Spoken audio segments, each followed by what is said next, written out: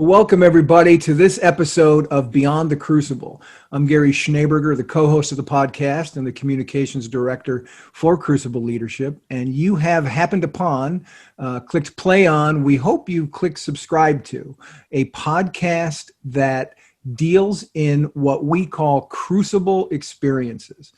And we all know what those are like because most of us have been through them. Crucible experiences are those things that are painful, those things that are difficult. They can be traumatic. They can be setbacks and failures across a range of things. But the one thing that they have in common is that they can take the wind out of your sails. They can knock you off your feet. They can change the trajectory of your life. Who you are after a crucible experience is different than who you were before a crucible experience. But the good news is our reason for talking about them here on Beyond the Crucible isn't just to swap war stories. It isn't just to kind of wallow in them. It's to find out what we can learn from those experiences in our lives, how we can apply those experiences in our lives, and then how that can lead us to a better chapter in our lives that points us toward what the founder of Crucible Leadership, Warwick Fairfax, calls a life of significance. And speaking of the founder of Crucible Leadership, he is also the host of this show. It's my pleasure to be here with him, and that is Warwick Fairfax. Warwick, welcome. Great to be here. Looking forward to it. We are going to have a good show today, I can tell you, and listener, you're going to know this. If you're a viewer as well as a listener, you're going to know how good this show is as soon as I introduce our guest and he talks and you see the background he's got on his Zoom room, because it's awesome. It's the best one we've had so far. But first, let me introduce our guest. Our guest today on Beyond the Crucible is Dom Brightmon, DTM, who is an award-winning speaker and certified member with the John Maxwell team. He's the best-selling author of Going North, Tips and Techniques to Advance Yourself, and Stay the Course, the Elite Performer's 7 Keys to Sustainable Success. He's also a contributing author for the upcoming book. Love this title. Fits perfectly with Crucible Leadership. Dom is a contributing author to the upcoming book, Crappy to Happy, Sacred Stories of Transformational Joy. In October 2020, that book will be out. Dom hosts the Going North podcast. And check this out. It's a top-rated self-help podcast that interviews authors from all over the world. His mantra is simple but profound. It's advance others to advance yourself. Welcome, Dom, and Warwick. Have at it. Well, thanks so much. And Dom, really appreciate you coming on the podcast. And I'd love to hear more, hearing a bit about your book, Going North, and your podcast on that, and just how you help coach folks. So before we get into that, tell us a bit about Dom Brightmon, kind of how you grew up. I understand that you're in Baltimore. I'm a few miles down the road in Annapolis, Maryland. So same state, home of, I guess, the Maryland Terrapins. If you're not from Maryland, you probably have no idea what a terrapin is. I think it's some kind of snappy turtle, from what I understand. Fear the turtle. I don't know why you meant to fear a turtle, but if you're in Maryland, I guess you meant to tell people, be afraid of a turtle. So there we go, little Maryland deal there. But so tell us about yourself. You're just growing up here in Baltimore area, and your family and all that.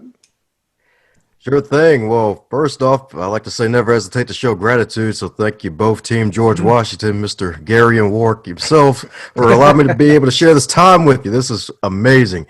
And outside of the intro, like my main miles advance others to advance myself, because I believe in coaching and empower others to share their stories through motivational teaching and bookcasting. Because of motivational teaching, as opposed to motivational speaking, you get to leave people with tangible tips and techniques they can walk out with, along with their motivation, instead of being motivated to run through a brick wall and then they're wondering to themselves, okay, why am I charging for this brick wall here? Why am I doing this? And really just giving them something tangible to walk away with. So that's a little bit about me, at least the short version of it. Yeah, no, that's great. So tell us about your family. You grew up in Baltimore. So who was like a young Dom? What were you like as a kid in elementary school and all? Oh yeah, young Dom Pretty much a quiet kid. Pretty much a quiet kid. Funny enough, Huh. great grade school. Went to grade school. Probably most of my time, if it wasn't at home or playing with my friends, it was most likely in school or possibly church. Because I think it was around 2 weeks old. Got christened in the church, and I was basically raised in the church for my whole life. Because my father, he was a spiritual man. Even though he still has short backs, like we all do, we're all human. No one's perfect and all that good stuff. Mm. And he took me to Sunday school every morning. So basically from 8:30 to around good 2:30 p.m. every Sunday, I'd basically be in a church Sunday school service. And then, of course, it's a Black Baptist church. So, you know, the pastor's going to say, I'm going to close. And then he's got another hour to go. So, Yeah. It reminds me of a joke. What does it mean when a pastor looks at his watch? Nothing. Exactly. So when you listen to your dad and say, I'm going to close, it's like, Dad, come on. I mean, for once, can you actually mean it? I mean, you know, you ever kid him about that? It's like, why do you say that? You know? oh, well, that's the good thing. He was the preacher himself. Funny enough, he joked around when he was a kid because, funny enough, my grandfather was a preacher.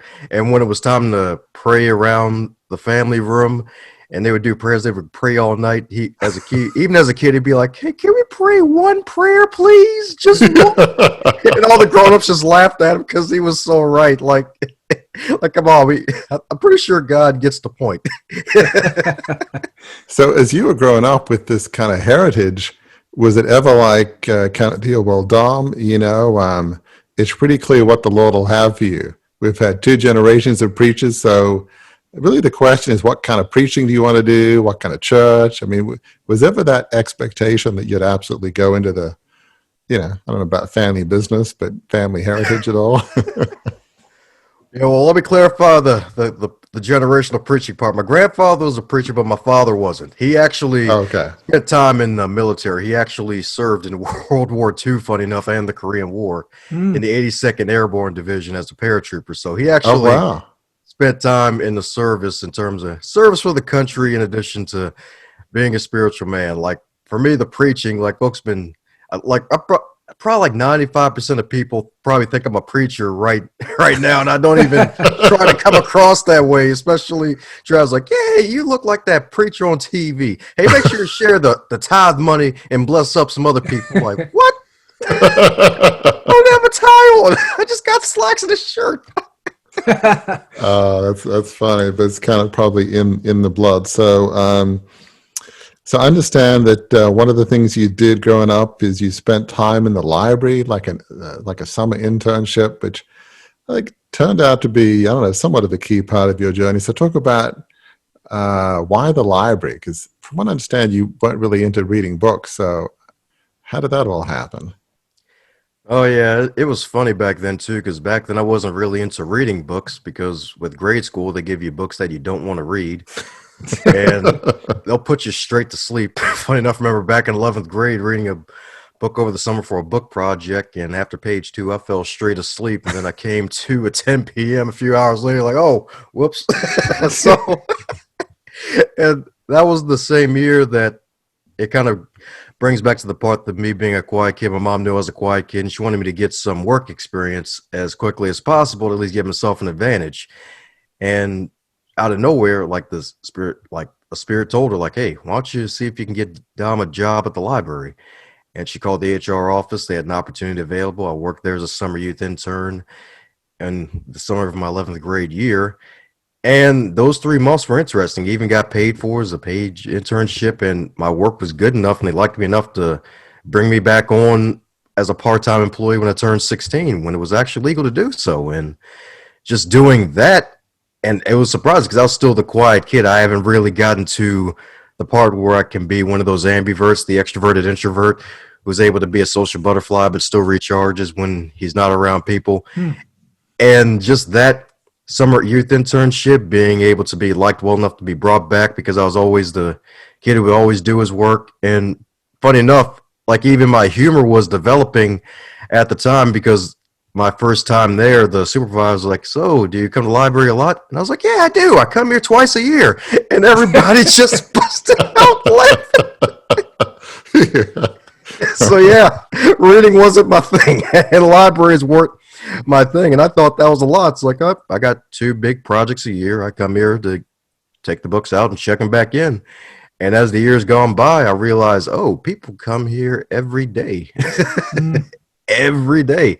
It's a community resource. And one guy said he's a security guard. He's like, I see people here more often than I see my wife. So that's how much people still use local libraries these days. And that really experience just being around those wonderful folks of diverse backgrounds helped me to realize, you know what, I can learn to deal with people with different generations, different nationalities. Like with the library I worked at in particular, there's a little part where Storyville, where it's for kids birth to 5, where you get them ready for kindergarten. Then they have a stream space. And then for the teenagers, it was next door to a high school. So 100 to 300 teens would come to the building after school, a good 2:30 p.m. in the middle of the day. And then, of course, we get senior citizens, especially years ago when e-readers were getting extra big back then before smartphones got bigger. They just needed help using their tools they got for Christmas, and heck, even helping folks find employment. So libraries are more than books, and I had to learn that after working there for a few years and going in, because I thought like, oh, just go to the card catalog, pick up a book. Like, no, it's actually bigger than that. It's a community resource, because especially nowadays where people don't all have reliable Wi-Fi and they go to parking lots of libraries, especially in the Baltimore County area, Sure. to use the Wi-Fi during the whole pandemic thing. So that really lets me broadening my mind. It's kind of like the whole outside looking in thing until you go inside. You never know what's really going on until you get a closer, deeper look into what's really going on. And I feel like that's really what we all need to keep in mind in life. And heck, even when it comes to crucible moments of, hey, at first, a gift may be wrapped up in adversity. It may be wrapped up in barbed wire with a pink rubber duck just taunting you, saying, hey, you sure you want to open me, buddy? I'm going to, it's just taunting you, talking like Macho Man Randy Savage, a professional wrestler. Like, hey, buddy, I know you want to succeed, but you got to open up this barbed wire. It's going to hurt your hands first. It's kind of like that thing. So, yeah, it's been really just that going forward, just taking a deeper look and realizing that there's a gift in every adversity, and there's a gift when you look deeper into certain situations and environments. It sounded like that library opened up a whole window to the world, which obviously vicariously you can have an idea of what's going on in the world in books, but just all your community and different age groups, different people's challenges, and you're helping them, your work ethic. You're finding, I'm getting things done. Dom's responsible. You're finding a sense of humor. So there was, you don't always think of the library as being a key part of the journey, but it seemed like it was for you in all the ways you just described, which is amazing. So I know from understand that you've had a couple of crucibles. I think you had, from what I understand, a car accident when you were 21. Now, a lot of people when they're young, they have car accidents. It's not that uncommon. But somehow for you, this was a bit of a transition point for you. So talk about why that was a transition point. Yeah. The wonderful TP that we all need in life, a transitional point. That's right. Let me stop. That's the bad. Blessing of a transition point, or is the gift wrapped in barbed wire, that kind of thing. Oh, please. Thank you so much. Exactly. But yeah, it was just it was one heck of a transitional point, because really that day I was expecting just to go to class and then celebrate with some family and some friends later on in the day, not expecting to freaking wreck my car making a left turn, no less, and blocking up traffic for a good, man, my God, it was a good 90 minutes, and having to call two different tow trucks actually, because I called AAA first after the accident, and then they were on their way, and then while the traffic was being backed up, a police officer drove past, and he noticed something was going on, so he called his guy since the AAA guy didn't show up, and both tow trucks showed up at the same time. And I was like, okay, I guess I got the insurance for this one. You can call up your guy. And then when the AAA guy came to tow my car, he was like, oh, this truck isn't built to for this kind of situation because my wheel was detached from one side of my car, and then it was so darn plotted, set on the ground that it was hard to drag it onto the truck with his tools that he had. So the officer had to call back the other tow truck, and that just made it even longer. And just really long story short, that really helped me to realize, like, hey, I got to really shape up here because I told my mom about it. She's still in the Maryland area and still lived with them at the time when this accident happened. She was the other person I called, one of the first people I called after trying to get the car towed away. And I was still a little shell shocked from the whole situation. I was like, ah, darn, I can't believe I freaking crashed my car like this. I'm going to be able to drive it again. How the heck am I going to continue class like this? Might take the bus or something. And this was the year where it was the penultimate semester, was the second to last semester before I got an IT degree at the school. And I was so close to the finish line. And that's the other thing about the moments is like when you're so close to that goal, there's always going to be that one final test that really stands out to really make sure to test you to see if you really want to finish. And if you want to be an uncommon finisher, you're going to have to find your uncommon strength that was lying deep within all of us to really push beyond that moment. And sometimes it even requires the help of another person. Like my mom says, like, hey, you've come too far to quit. God's got big plans for you because you're still alive. Because I walked out with no injuries from that situation. And she said, hey, you can do it. So how did that change your perspective on life? I mean, what about that was a turning point?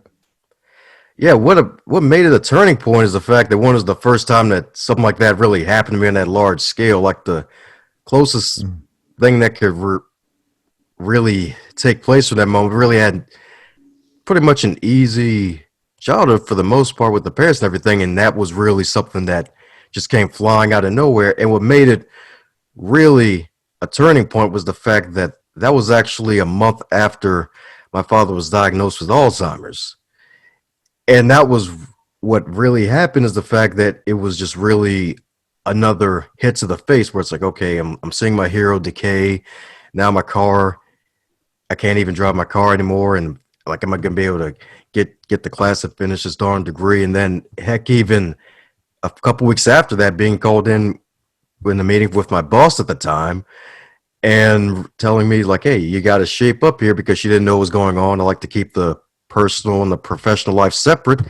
And I never told anyone about it until, of course, the books came out, but that's a whole other story. And just realize that, you know what, these three things, realize, you know what, something needs to change here. Something needs to change. And looking back at that meeting with the boss, yeah, she yelled at me, but at the same time, she also said that folks are going to be looking to me as a leader because she was having some new hires come in at the time, since it was the new school year. And I led to the leadership section of the library where I picked up a book by John Maxwell that helped me to really change my life and find personal and professional development to become a voracious reader again, and actually change my perspective and realize, you know what? The car accident was a wake-up call. My father falling ill, that was a wake-up call to basically make sure I take better care of him and always be grateful for him. And really wake-up call to take it up to a next level and realize that you can't really go through life on a plain meadow, like an open land. There's going to be some valley moments. There's going to be some mountains you have to climb. You have to go uphill. Sometimes you have to go back downhill and metaphorically unlearn some things, like the love for reading. That was something I unlearned through grade school, but I relearned after having those moments come crashing down on me, forcing me to do something different. And sometimes it just takes moments like that to help you realize, you know what, something needs to change. We need those people to remind us, like, hey, your adversity can be your advantage. It almost seems like you had a renewed sense of purpose. You kind of rolling through life, doing okay. You know, I mean, you weren't like life wasn't terrible up to that point, but somehow the combination of the accident, your dad's Alzheimer's, the conversation with your boss, somehow did it feel that sense of, I need more of a purpose, more of a direction, or rather than just kind of flowing through life, or was it something like that? Oh, yeah, because one of my mentors like to say, don't go with the flow because dead fish go with the flow. Right. Wisdom. Okay. Good to know. So if somebody says, Dom, just go with the flow, he says, no. I don't go with the flow. Don't Exactly. do that. Because I don't want to be in the frying pan later. Yeah, exactly. Yeah, exactly. So it's amazing that you didn't have much of a love for reading, but then reading, self-development, John Maxwell, that kind of fueled that next direction. I want to ask about that, but I'm curious. You said, well, obviously when your dad gets a diagnosis of Alzheimer's, it just feels like this slow death sentence when the person who they were begins to evaporate before your eyes, which is obviously crushing. Talk a bit about why your dad was your hero, because not everybody thinks of their mom or dad as a hero. So why was your dad your hero? Powerful question. Powerful question. And yeah, like I said earlier, like this first time someone actually asked me that. And Hmm. I'm blessed to say that my dad was one of my heroes in life because the whole spiritual foundation, always taking me to church every Sunday school and helping me to get that biblical foundation.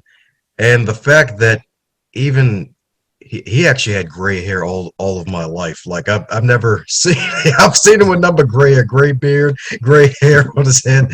And what really made him a hero is that he always made sure that when it came time to pick me up from school, he would always be on time and show up early. And Hmm. one time when he fell asleep preparing a dinner for the family later, he apologized to me because he showed up 5 minutes late one day. And I'm like, it didn't matter to me because I was still grateful to have a ride home from school and all the other good stuff. And he felt bad that he was late for picking me up. And even more importantly, even though he was in his early 80s, he was still volunteering at the church during the daytime to keep himself active because we would have a Maryland food. We would be sponsored by the Maryland Food Bank. That was one of our resources because we had a soup kitchen at the church I attend, and we would get food from there. And since the church doesn't have too many young folks available during the daytime, the trustees, he was a trustee at the church, he would help lift those heavy boxes. And mind you, he was around a good 83, 85, still doing this. And one time we were having a conversation on the way back home from class, and I was like, "Hey, so Dave, why you still working as hard as you do when you could probably let somebody else do it? Like you've worked all your life. You had 2 combat jumps in World War II. You served the country. You were a bus driver for 35 years and dealt with all that stress of dealing with all that. And you could just really rest and enjoy yourself because like he retired, I think it was like 95, and it was around a good, my goodness, I think it was probably a good 10 plus years past retirement where a lot of his friends died a couple days after they retired, and he's lived a whole decade plus after it.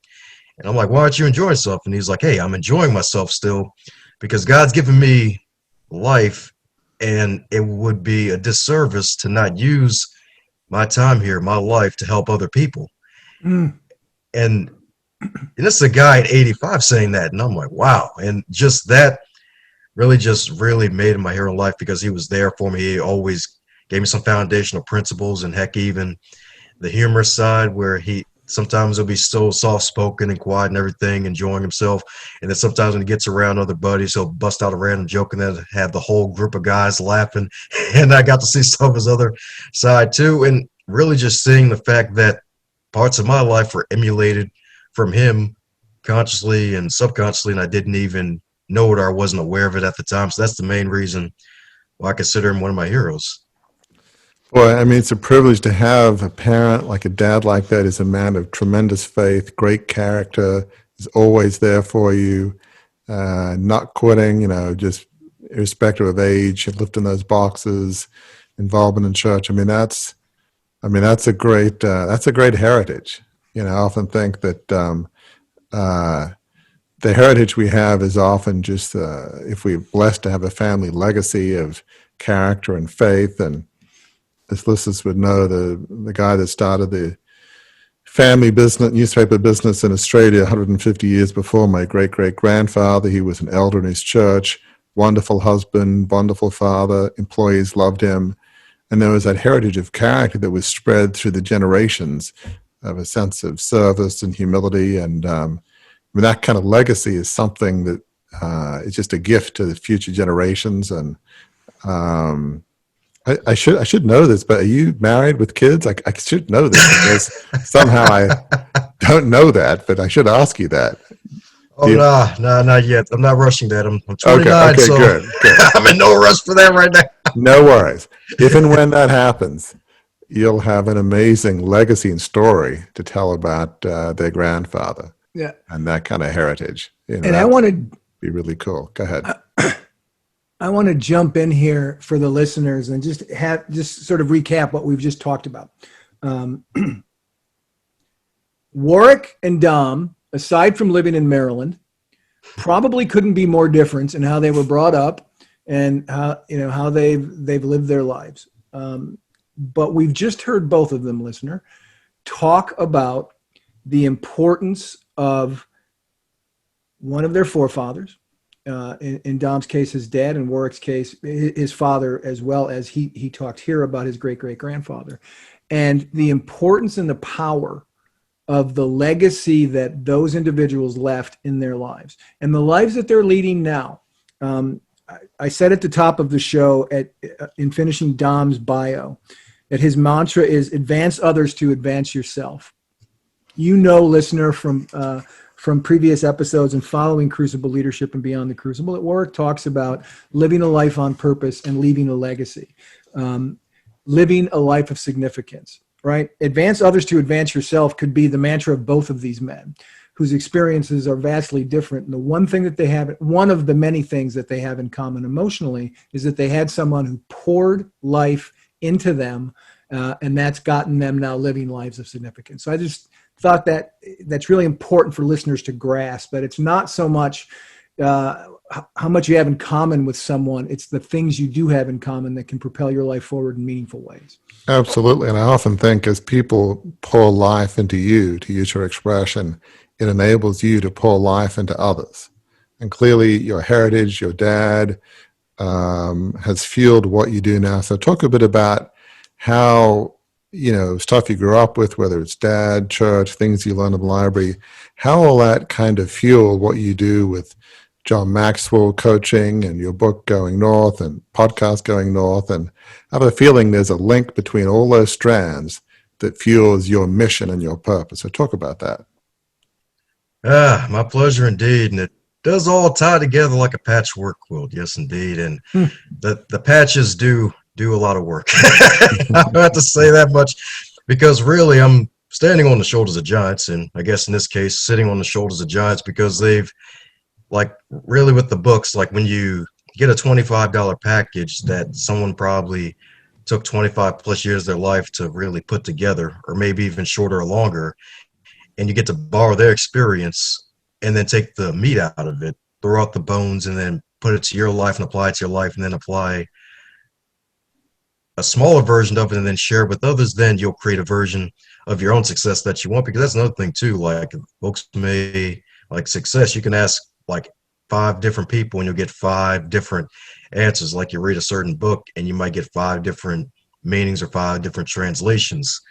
And really everything that I do is because I've had great folks in my life, my father, my parents, my older brother, like siblings, heck, even mentors and coaches that have really inspired me to really take it to another level and really create something for myself. Like my podcast itself, it's all about interviewing other authors to give them a platform to share their stories, because we get to learn from one another from sharing our stories, and we get to be inspired by hearing one another's stories, especially in this era of a need of vulnerability where vulnerability become a buzzword because people are tired of folks faking the funk, like those who like to maybe put their curated feed out on social media and make people think that's their whole entire life, when at the end of the day, those pictures may not be a complete mirror of what's really going on. Like people really want folks that are actually real, down to earth, and give it to you straight, no chasers, some may say.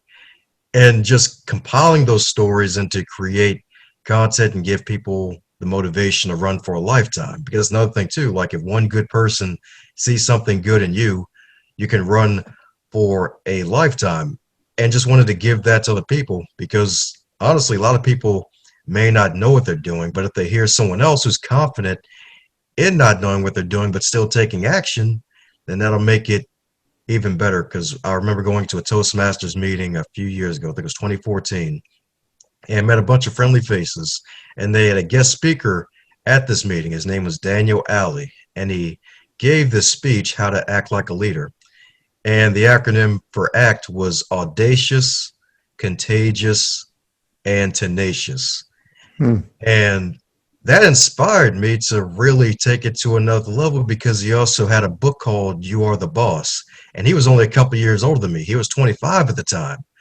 And I was like, wait, this guy in his 20s is speaking around the freaking country and eventually the Yes. world. And he's got a book and he's writing about the things I'm already reading about. I'm like, I could do that too.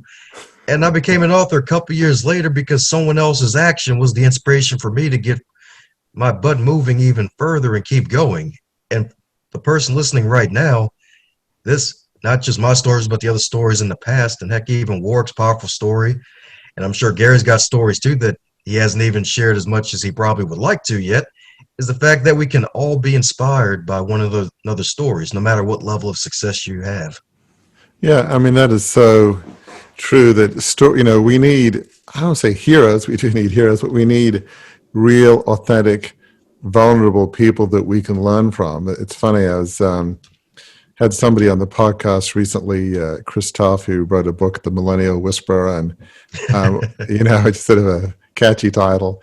And something what he's saying is millennials, which is 20-somethings to early 30s, they crave authenticity, vulnerability.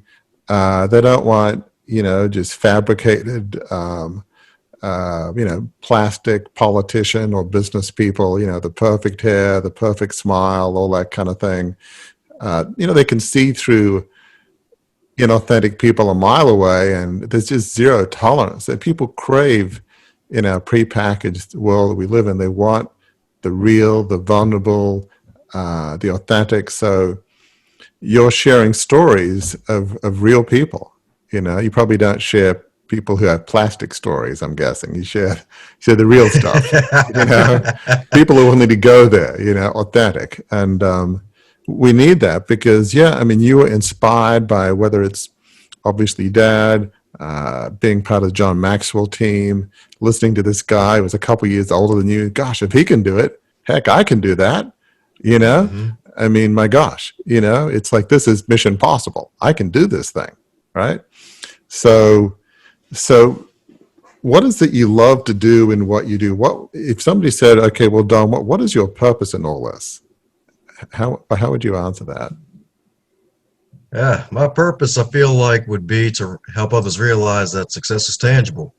Success is tangible because a lot of folks, especially folks in like the lower parts of Baltimore and folks who've had rough upbringings, and heck, we've all gone through some rough stuff this year, Mm-hmm. I'm sure, Yeah.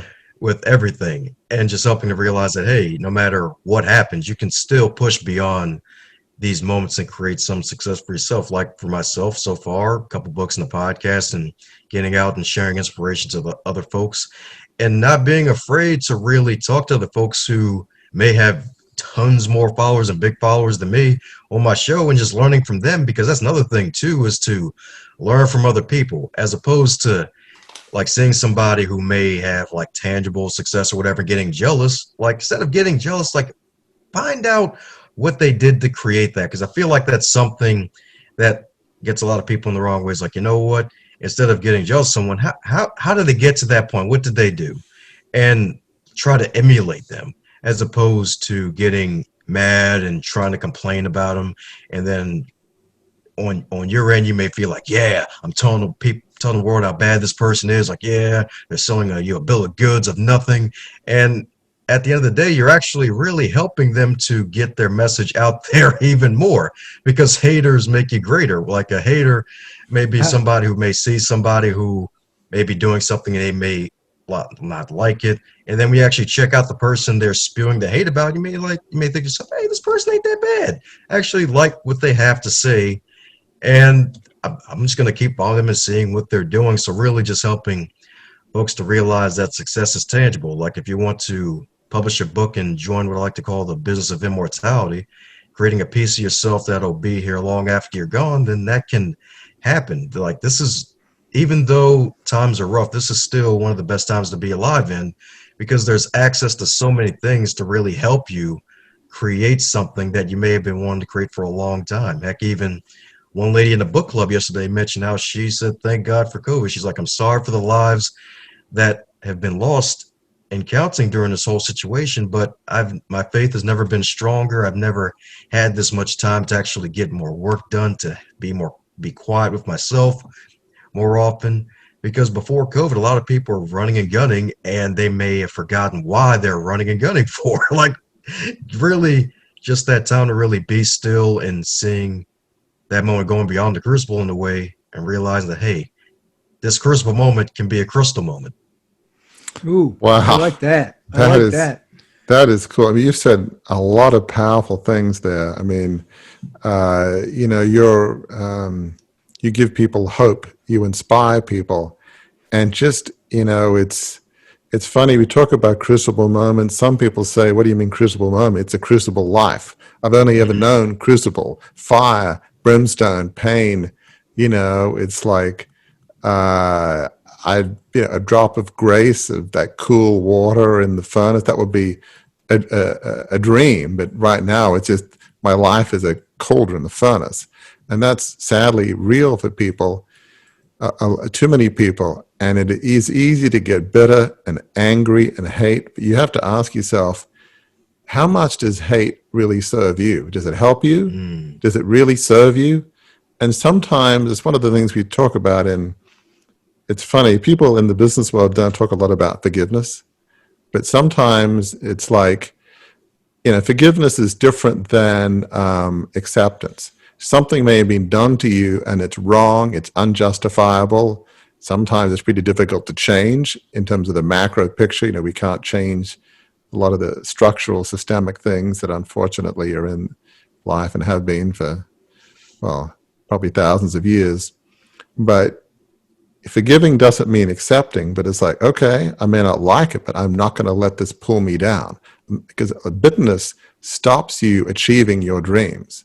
It's like, okay, so just because you're not angry and forgive and not bitter doesn't mean you agree or accept. It's fun. Sometimes you think, if I forgive, then I'm condoning. Forgiving and condoning are different. But does that make sense? Like living a life of hate and bitterness, even if it's understandable or justifiable, how does that really help you? How does that help you advance? I mean, does that make sense? Oh yeah, it makes perfect sense. Funny enough, I was talking, and funny enough, her show goes live in October. Reverend Misty Time. She actually has a book called The Forgiveness Solution, and the things you said, Wark, like they align with what she was saying too. And she actually does keynote presentations and things like that, because she's been through a lot herself with a rough upbringing. Heck, even dealing with past spousal situations, and learning to forgive is different from condoning. It's like, just because you can forgive somebody, but that doesn't mean you have to condone the behavior. Like, that's Right. something totally different, and that's something I feel like a lot of folks need to keep in mind. Is like, hey, you can forgive the person because it's really for you, so that way you can keep going and be lighter in life, because a lot of folks are carrying weight. And I'm not just talking about the COVID 15 to 35 from the COVID-19 home shutting, where folks just crashed on a bunch of junk food while they're And trapped in the Netflix, house. right? And Netflix, Yeah. right? Oh yeah. Yeah, that too. And that's really just the power of truly forgiving. Like, hey, you can forgive the person, but look at the behavior objectively, just separating the behavior from the person. Like, all right, the person can always change. We can always change. We're subconsciously changing, whether you believe it or not. And it could be a change for the better or for the worse. But the behavior, if you can bring that to their attention, and they can nip that in the bud early, that's a whole different situation. So I fully agree with that. Fully agree with And that. it's funny, I often say about forgiveness is that, why should you forgive? Because you're worth it. Not Mm-hmm. forgiving, it puts you in prison, in a prison of bitterness and anger, and it's like living in a prison with toxic chemicals. I mean, it erodes and destroys your soul. Why? You're worth a lot more. It's like they often could care less. Don't give them the satisfaction. If you want to use some tortured, twisted logic, it's like, forgive because you're worth it. Um, so, talk a bit about, you mentioned some people, their lives are pretty difficult. How do you give people hope where they might, I mean, in some ways were blessed in terms of the parents you had and the dad you had, but a lot of people aren't blessed with that. So there are some people that have terrible upbringings, live in a terrible neighborhood, their lives are terrible. How do you give people whose situation seems hopeless, how do you give them hope? How do you inspire those folks?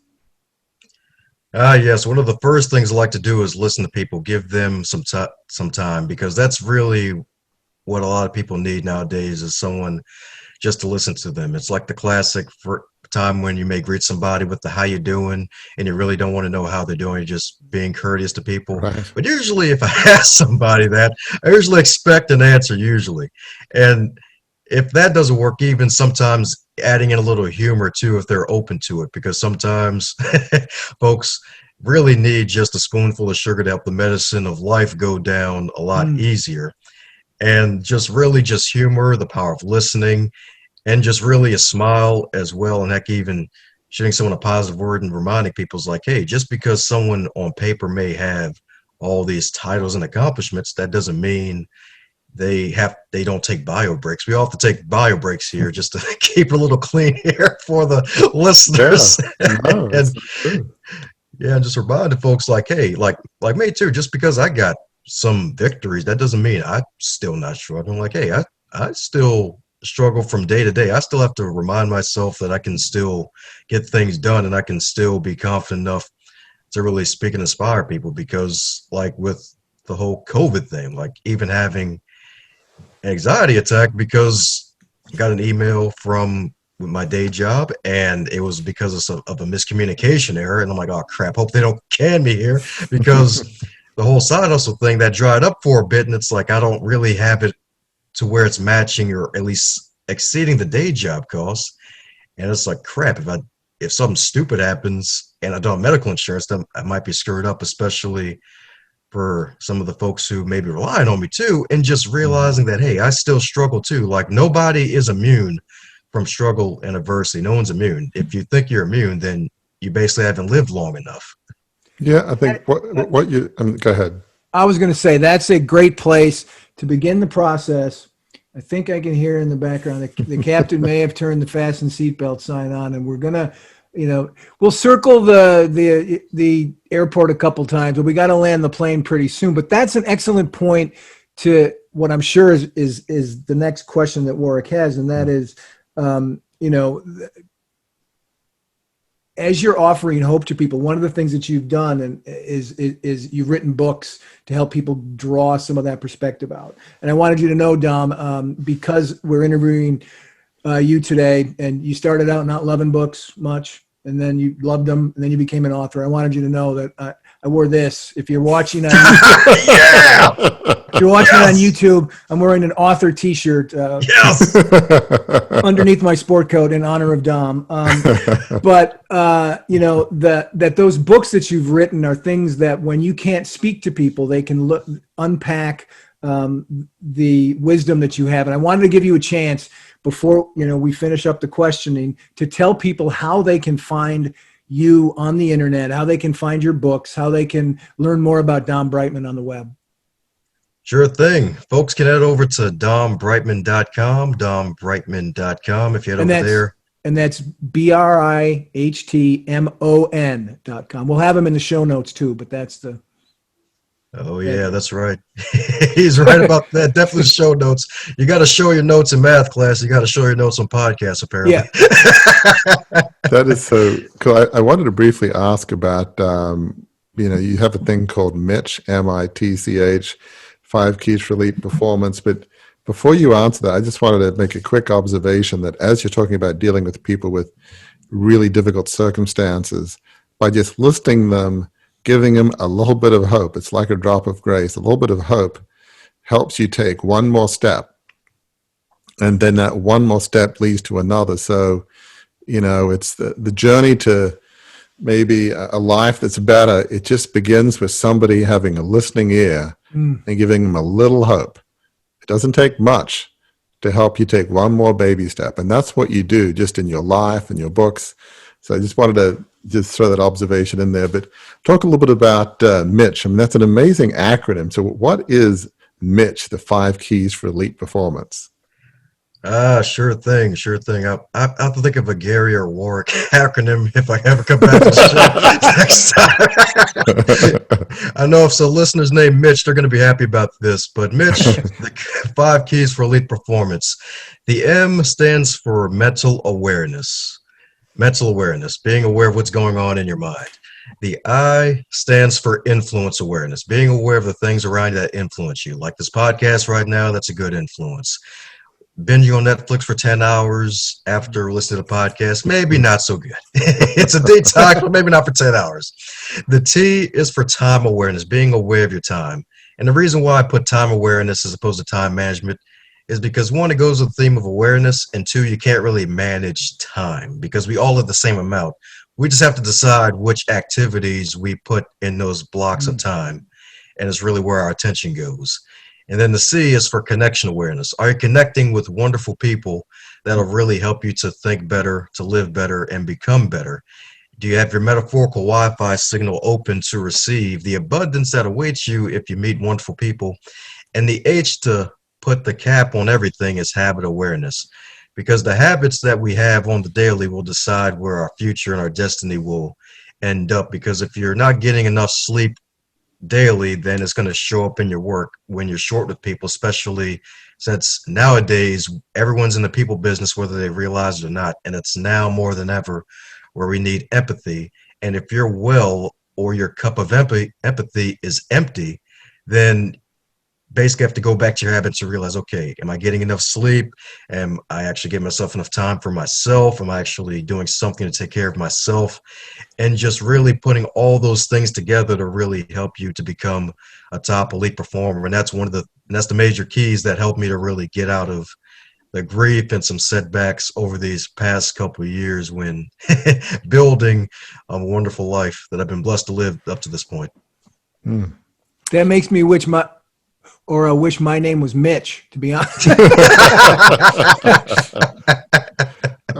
So in the days we're living in as we close here, we have in COVID, there's as much division in the US and probably the world as there's ever been. A lot of, anger, grief. I mean, we live in just such challenging days. What's sort of a word of hope for people when they feel like things are so difficult, things are so bleak? What hope would you sort of give it, like a thought just for people that are feeling there's not much hope around? Sure thing. You are somebody's gift, whether you know it or not. You are somebody's gift, whether you know it or not. Because there was a Facebook post from an independent musician on YouTube where he was sharing a post that was asking folks, how long has it been since your last suicide attempt? And he said 5 years. And then a few other folks were listing their years. Some said 4, some said 3, some said 2. And one of them, I actually listened to some of his music and I was a fan of it. And I'm like, hey, keep pushing forward and keep being better and realizing that, hey, you're someone's gift. Like I listen to your album at least once every other month. I listen to it every year, man. Like keep pushing. I love your work. And I didn't even know that they were going through that. So you are someone's gift. Make sure that you remember you are always someone's gift. You may not know it now. You may not think it now. It's hard to see it where you are now, but keep pushing and you'll eventually see that you are someone else's gift, because taking your life will be taking that gift away from someone else, and it'll be taking away the future that you can create, not only for yourself, but for those you love. Wow. As I say, increasingly on this podcast, because we get such good guests with such great insights. I've been in the communications business long enough to know when the last best word has been spoken, and Dom has spoken it. Let me wrap up with listeners with 3 takeaways, I think, that come from this really, really insightful conversation with Dom Brightmon. 1, look for the gifts in adversity. There may be, as Dom explained it, some barbed wire on the package that gift arrives in, but you have to unwrap it. You may get cut. It may draw a little blood, physically and emotionally, but you can get through it. You can not just survive, but you can thrive. Adversity is not a period in your life story. It's a comma. And life can be, as Dom's latest book contribution puts it, it can go from crappy to happy. That's point one. Point two, look to others to help you move beyond your crucibles. Family, friends, associates at work, they will encourage you, they'll educate you, they'll help you heal from the hits to the face, as Dom put it earlier in this episode. Moving beyond a crucible is not an individual sport like tennis. It's a team sport like football.